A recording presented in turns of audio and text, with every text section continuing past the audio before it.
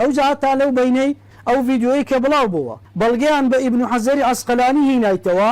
کە ئەڵێ ئیبن حەجەری عەسقەلانی لە دوایەوەی کە فەتح الباری تەواو کرد وەلیمەشی کرد دەعوەتێکی کرد 500 دیناری تێدا سەرف کرد کە ئەڵێ بیست دەفتەری ئێستا ئەکەم ئەڵێتن ئەمەش ئێستا بە بۆنەی تەواوکردنی صحیحی بوخاری و شەرحکردنی حەدیثەکانی دەعوەتێکمان کردێ بیست کاورم تێدا سەر بڕیە هەندە ملیۆنم تێدا سەرف کردە باشە ئەو دەعوەت و وەلیمەیە لۆ تەواوکردنی حەدیثەکانی صحیح بوخاری جائز بی بەڵام لۆ خاوەنی ئەو حەدیثانە جائز نەبی کە حەزرەتی پێغەمبەرە صلی الله عليه وسلم ئەو جا لێرەدا ئەمە سوال لەو کەسانە ئەکەین کە ئەو قسەی ئەکەن لۆ لێرانەت ئیبن حەجەری عەسقەلانی بە بەڵگە هینایتەوە کە دەعوەتی کردێ وەلیمەی کردێ بە بۆنەی تەواوکردنی شەرحی صحیح بوخاری فتح الباری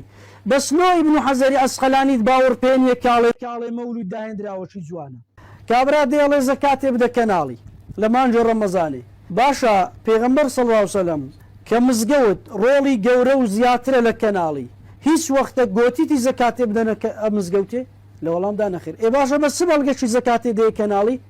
وەڵا بە بەڵگەی فی سەبیل الله ئێ باشە مادام ئەو فی سەبیل اللهەیە کە لە قورئانێتی نایتەوە بەڵگەشی گشتیە لۆت و ڕەوایە ئەو حکمەی لێوەربگری بڵێ زەکاتێ بدەنە کەناڵی بالۆمیش ڕەوابی دەیان بەڵگەی گشتی مێ لەسەر مەولودێ بەڵگەی گشتی مێ خوای تەعالا فەرمێ بەو پێغەمبەرە نازدارەی دڵتان خۆش بی فەراحی با دڵتان فەراح بی ئەوە بەڵگەی گشتیە وەفعلوا الخەیر کاری خێر بکەن